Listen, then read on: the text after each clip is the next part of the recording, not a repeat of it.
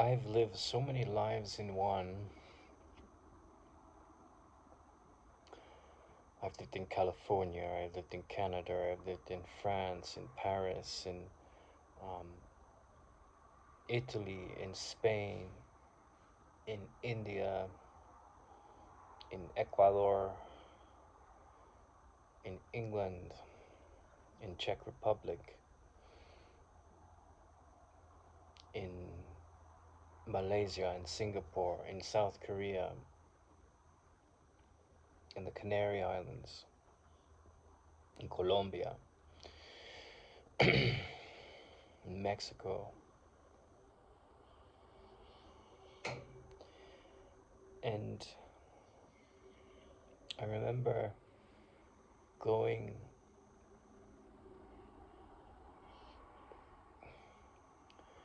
to Paris. I've lived in Paris twice, and both times I was affiliated with Shakespeare and Company, the bookshop. And I originally went there to write rock songs for a German rock star. It's a long story, but it didn't go as far as the plan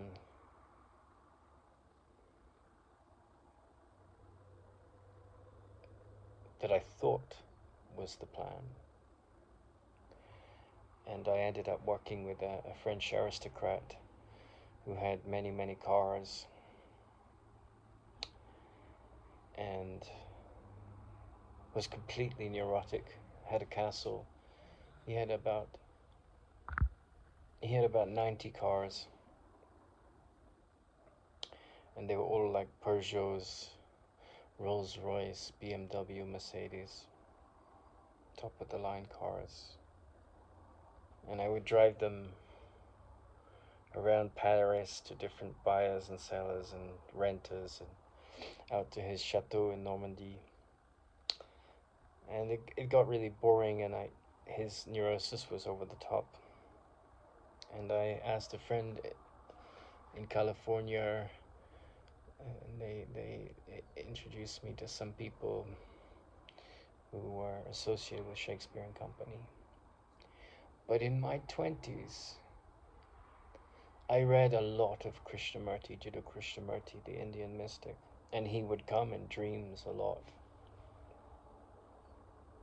And I remember, like, because there I was with the aristocracy, and he was a pretty good artist, actually. He was a collage artist, born into great money in Neuilly-sur-Seine, which is one of the very posh districts of Paris.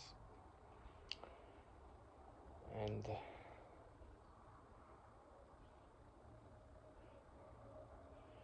so there was this aristocratic story, and then I went to the left bank in the cinquième, the fifth arrondissement, on the banks of the Seine.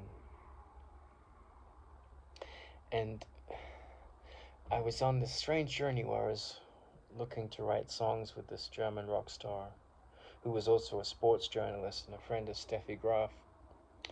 And it didn't pan out the way I thought it was going to. But then I met my first wife, and she was a very academic kind of character. But it was in this milieu of of letters and writing. And I grew up in a family that has a great affection for the arts, a passion for poetry and art itself, like physical painted art. But it was funny because I remember my journey in California was primarily influenced by my relationship with Tara Singh, who was a student of Jiddu Krishnamurti for 30 years. And I got to Paris, and like Dubliners, Ulysses, um, Hemingway, James Joyce Hemingway, the beat poets, all of those characters and the vibration of those characters, um, the the French, English, American, kind of Irish culture that is there and rich in Paris, um, it was like going to another time in a way. And these, writers from Cambridge University and London and Boston and Texas and Chicago, they would come and savor this sort of bookshop. And I was always on the fringe of that. I've sort of been on the fringe of every community I've been part of, whether it's Course in Miracles or Krishnamurti or science or um, literature. Always been on the fringe. But in Paris, like I spent my 20s mostly reading spiritual books, especially Krishnamurti and Yogananda. But, and the Course in Miracles. But it was interesting because all of these sort of events in life, eventually that led me to India, where I studied yoga with Krishnamurti's yoga teacher for 8 years. And again, I was on the peripheries of that community because it was kind of an elitist place for either pretty women or rich people, basically. That's kind of a fair assessment, if we're really honest. And a lot of erudite, intelligent men and women came to that school, the Krishnamacharya Yoga Mandiram. And it was really in its heyday when I was there, because TKV Desikachar was in charge. But he had a son who was still alive and who kind of became a bit of a dilettante and he was given this great privilege and he kind of squandered it. He had this incredible education in the wisdom traditions of India, but his character wasn't particularly a high character, and he was a spoiled child, and that was sort of Desikachar's great downfall. But as I look back on my life, these are just stories, but I stay in contact with friends from Paris, with friends from my time on the whale research ship, with friends from my time in India, and from my time in California. So, I've living in so many different countries. I have, if someone stays in the same village all their life, they have a very different friendship network. But, my friendships span continents and vastly different cultures. But what I can say about art and culture is that I think it's kind of meaningless unless it brings you home. And what I can say about the spiritual world and the scientific world is I think it's kind of meaningless unless it brings you home. And my mentor said you can live centuries in a year.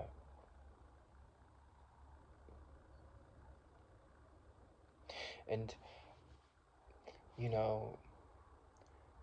I remember in Paris there was a young man when I was there. He's now got children and he lives in Edinburgh, but he was a very great violinist, and now he runs a theatre company. And so there was this kind of art scene that I was part of there, and I remember thinking, all of this stuff is so, in a sense, there's a beauty to it, but it's also tragic. And I have the same kind of view of a lot of the spiritual paths and a lot of the scientific paths, because it's a lot of noise and there's a lot of beauty behind the noise, but people kind of get lost in the noise. And I had come into a story in a life where I had this exposure to an incredible amount of culture, the American um, dance ensemble would visit, and we went to a Hiawatha ballet, surrounded by, Shakespeare and plays in the park. And when I met my second wife, I got off the plane having traveled around the world and closed my apartment in India, flew into San Francisco from China, and, the first night I got there, she took me to an ayahuasca ceremony, and the second night we went to a Shakespeare play with her son. And it was sort of like a dream. But now I look upon my life, and I've been, I've tried to become a Buddhist monk, and I tried to become a Christian monk. And the impact of studying Krishnamurti and studying science and studying art and studying psychotherapy in different formats and studying yoga very, very deeply is that in a sense, like, the overriding consequence of that, all of that, is that sort of this three kind of, and also organic farming, but there's three kind of things left in my life, and that's the echo of what Krishnamurti pointed out, the echo of what Ramana Maharshi pointed out, and this beautiful wisdom of the Course in Miracles. And they kind of dance for me. And then also yoga, because I'm so grateful to have studied yoga. And I'm also so grateful to have studied, and spent time with this incredible literary culture in Paris, because they're all sort of valuable.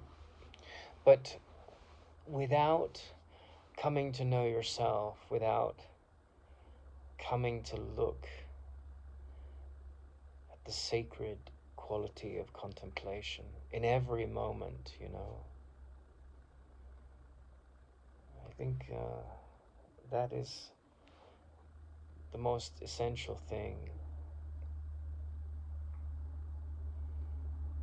And what, you see these, there's little toys that children have, the wind-up toys.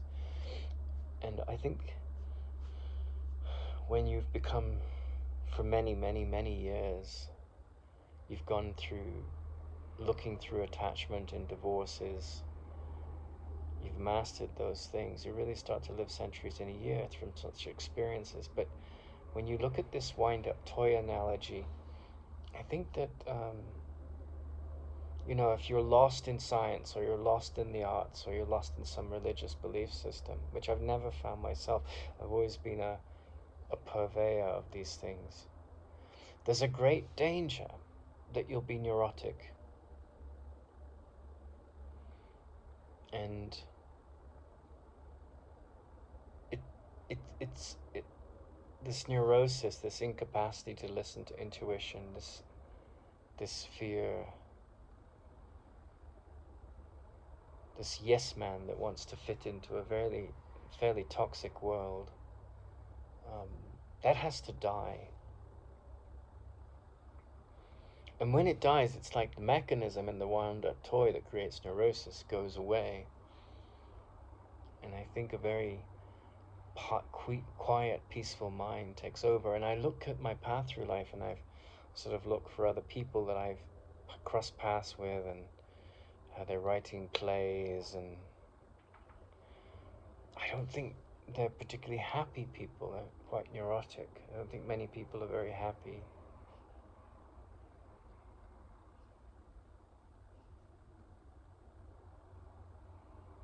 And I remember this, it's like a thread that I see in the story of my life, where this quest to really make sense of what Tara Singh and Krishnamurti was saying has defined me.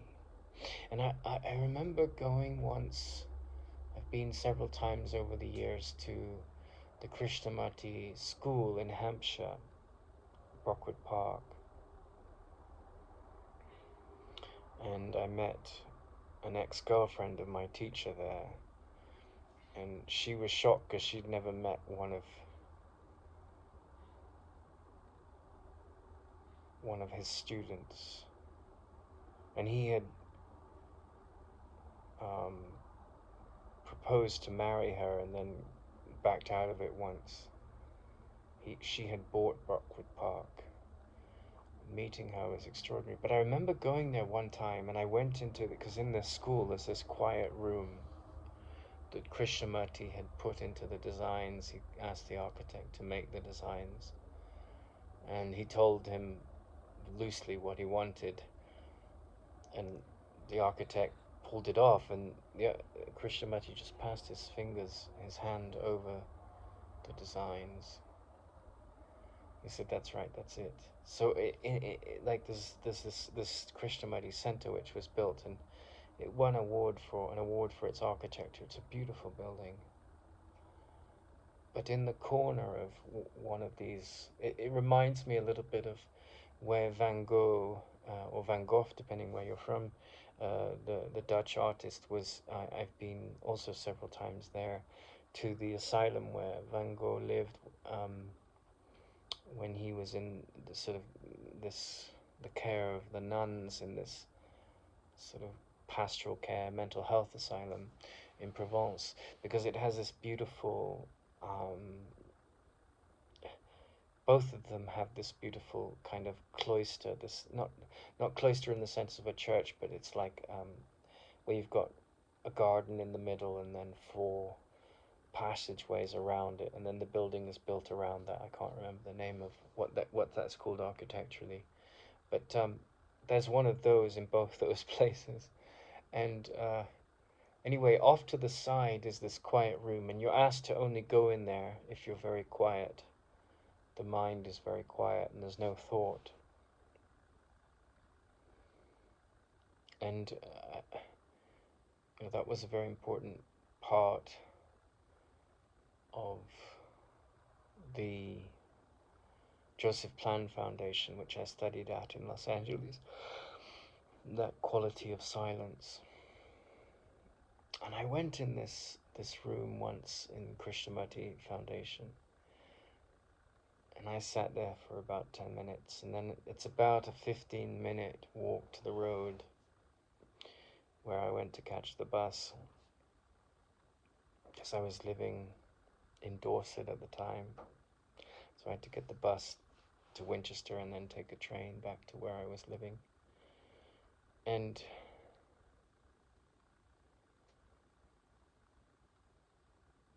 in those 15 minutes walk, I was in samadhi. There was no Nathan.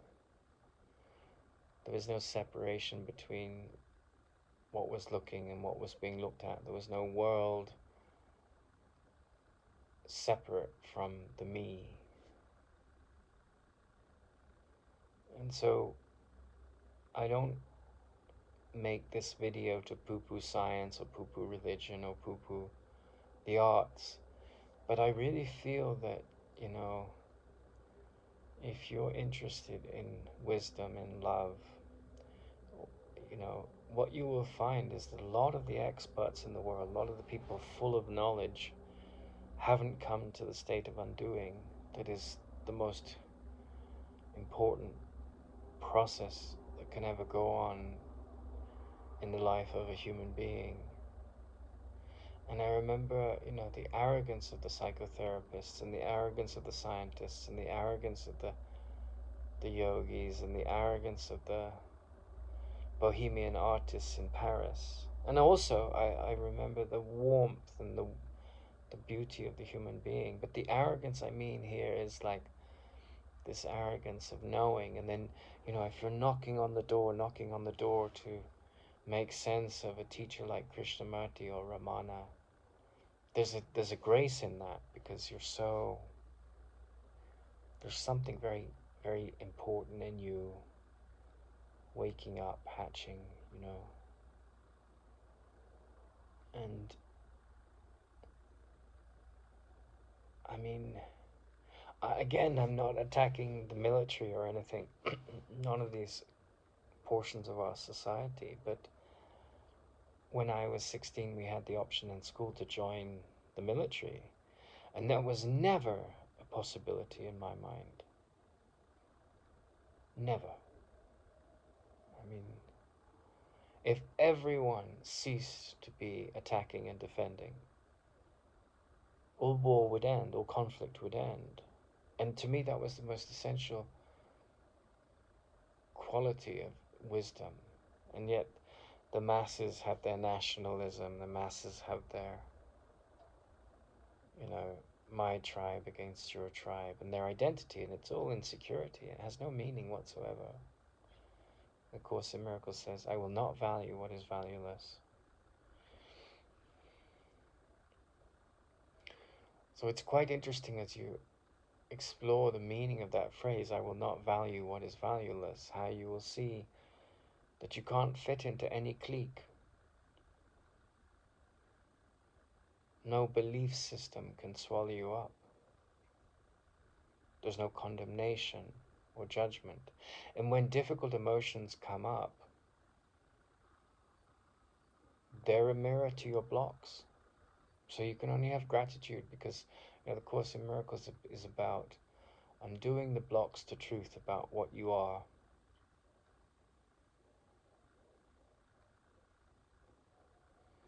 So if someone offends you, sticks and stones will break my bones, but words can never hurt me. Then what gets hurt is not you. And people can consider that cold or a heartless life, but on the contrary, it's the opposite. Of course, you have enormous feeling and sensitivity, but in the direction of meaning, And you see people going through pain, as you do, but after a while, you have enough pain, and there's a determination hatches in you, and you start to see the light in everything.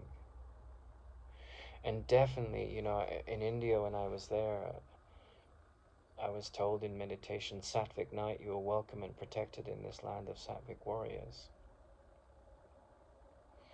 And I felt it. I felt protected there. I felt safe. And I've bounced around the planet. But what has moved me has been inspiration. And I've often been a failure in the world.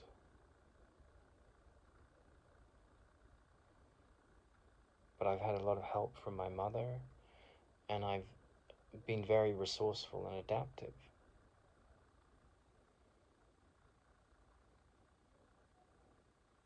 And my primary interest in life is ending neurosis in myself. Impatience, judgment, irritation, upset of any form. The Course in Miracles says, I'm never upset for the reason I think. I will not value what is valueless. And you see the sadhus in India, and they're living on this ancient culture. But, whether you're a sadhu in India, a fake one at that, or a real one, or whether you're an office city slicker, you have one job: to end neurosis, right? To not value what is valueless. And this opening of, and generally speaking, this opening of the heart that I'm speaking of, man, you're going to be a douchebag. You're going to do stupid things. You're going to come up against the wall of your petty, hurt, small-minded character. But one of the things that travel does is it's a great assailant of provincial, petty prejudice, And it was ironic because I went on this degree course last year, and it was so provincial, It was mostly white women, and they came from a fairly small story, and they had all these beefs with man, and it was very close-minded, and it was this kind of kabuki theater of trying to be more compassionate than the other, and it reminded me in a way of the stories of Tara Singh in India, where he was, as a young man meditating in the Himalaya, and people would get up at 2 o'clock to meditate, and other people get up at 1:30 to meditate, and it was all the spiritual ego. Well, the psychotherapists have their spiritual ego too. I can be more compassionate than you, and sometimes that stuff is so pretentious. But in the heart of all psychotherapy, because that's the only reason we're here, to heal the mind, there's a definite impulse in anyone who's a psychotherapist or a student of yoga or philosophy to look in the mirror at the blocks and see beyond them. And I see the most primitive psychotherapists are the ones that think that, they're on a mission to fix other people. And I think those kind of characters and the social workers are often, doing terrible harm in the world. And Krishnamurti said that because they're going around not knowing themselves and who they really are, and they're trying to fix all of these other people that don't know themselves and who they are, and so they cause all this chaos. And he was asked, well, why, you help people. He says, yes, but I don't do it on purpose. And he knew himself. He knew who he was. So you help people when you know who you are. And, a lot of the art and literature that's written is just crap because people don't know who they are. I think Shakespeare was an extraordinary character because, to be or not to be, that is the question. He had a way of telling stories that really dug deep into the profundity of the human mind. And great literature does that. So occasionally you would meet a writer that was really on fire. And I had my deepest experience in Paris when a young Irishman came and he had nowhere to sleep, and I gave him my bed and I slept on in the corridor outside my apartment room. And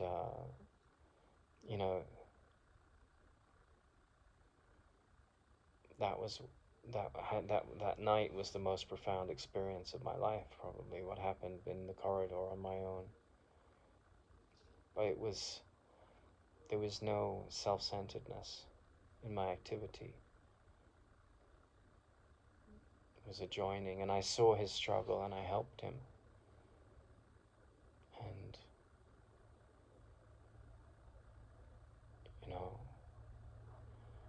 the more you drop your selfishness, the more you find purpose and meaning, and the less you become trapped in these artificial realms of science or organized religion or the arts, and all this conformity of the education system. The more you have the courage to find your own voice, and the path reveals itself. And I'm not saying any of those things are bad, right? Because, a hammer can be used to build a house or kill a man. How we use the tools of the various disciplines that our society creates, music, how we use those things. There's this beautiful saying, I think it's a Chinese proverb, and it says, fish do not swim, they are swum. Birds do not fly, they are flown. And, equally, viruses do not hijack a person, they are hijacked, right? And we don't live a life, we are lived. And the puppet that we are is pulled by the strings of the ego mind and the ego thought system until we see the futility and the utter sorrow and desperation of that. And we step aside from that. And then we start to live with this sense of unity. That's the real meaning of yoga. All those exercises and things have a certain value, but Krishnamurti wasn't a yoga teacher, Ramana wasn't a yoga teacher. Some of the greatest minds of wisdom that have walked the earth in the last centuries, Krishnamurti practiced yoga for his body, and it's good to calm the mind. It's a great ancient discipline. but you meet plenty of neurotic yoga teachers. So, there's no guarantee. And I've been in Buddhist monasteries full of neurotic monks. The Zen Buddhist monastery I was in, I was quite impressed by in some ways. But in other ways, I felt it was there was a beauty because they spend so much time in silence, and there's less dogma there. We know wherever there's dogma, man is trapped by the dogma, or in reaction to it. So you just need to walk away from all of that because it's so childish. But this devotion to quietude is a very beautiful thing. But I don't feel that I need to work at that. It's like that beautiful poem, anonymous poem from English culture, the cloud of unknowing. It's like this cloud of what the Zen Buddhists call the beginner's mind. It's just, I don't know. And it's a sort of beautiful simplicity, like this not knowing, And you meet people that have climbed to the top of a ladder in their profession. They're often very erudite and they have a lot of useful things to share, but other times they're completely lost in this insecurity. They have faith in money and they have faith in relationships, and they haven't learned to have faith in who they are because they don't know who they are. So knowledge is a double-edged sword, it can help you get things fixed in the world, but it's not what the true meaning of education is about. The true meaning of education is to end fear in the mind. And I don't think in general, apart from, say, the Krishnamurti schools, I don't think there are many schools that are very focused on that. They're focused on a belief system, whether it's the Church of England or the Catholic Church or sort of some atheist or scientific dogma, I think the Krishnamurti schools do a pretty good job of impressing the importance of ending the neurotic mind, ending sorrow. That's their express purpose, to end sorrow. It doesn't mean to be saved by Jesus or Buddha. It means you're a man or a woman, or you'll become one once you're grown up, and your job is to end sorrow. Because then you'll be aligned with love, and whatever a man who is aligned with love does, that activity doesn't come with consequences. And often it takes a lot of learning, or better put, unlearning, to come to the ending of fear, And you hardly meet a man or woman that is in that state because, the newspapers, the television, the internet, the documentaries, they just indoctrinate us and indoctrinate us and indoctrinate us. And people want to fix the world and they become utterly neurotic. So I remember, being in this milieu of scientists off the coast of California, Mexico, Colombia, Galapagos, and there was a wonderful camaraderie and discipline to sailing the ship deep in the ocean.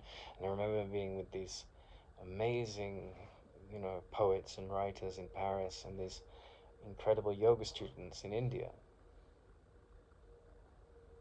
And going through the journey of 2 divorces and sickness and challenge with my father and distance from my family, watching the dying of the neurotic mind, and smoking marijuana and being around weed smokers and hippies and all of that just fell away. Because, if you're wholeheartedly invested in making contact with the truth eventually runs after you.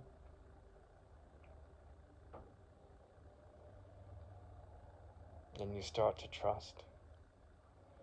And the mind becomes very quiet and you become your own person. And I don't mean that, look at me, I've got my style, my design, my focus, my idiosyncrasies. Of course, that's an aspect of the personality. But it means that you have an original voice.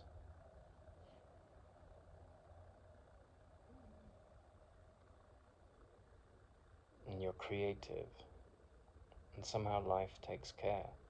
But you have to let go for life to take care of you. Tara Singh asked Krishnamurti once, he said, does life take care?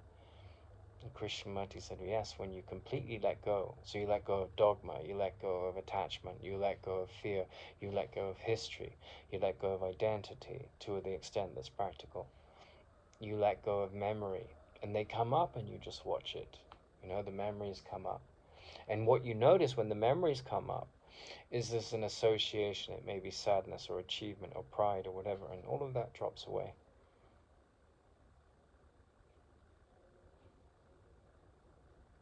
And Krishnamurti said, my task in this life is to free man unconditionally, to free him of the shackles.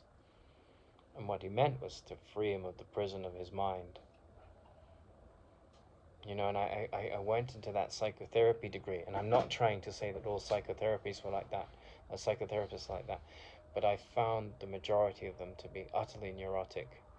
Some of them had a very great sense of empathy, but a lot of psychotherapists are constantly thinking, I have to heal you, or you have to be further healed. And of course, healing is a profoundly deep journey.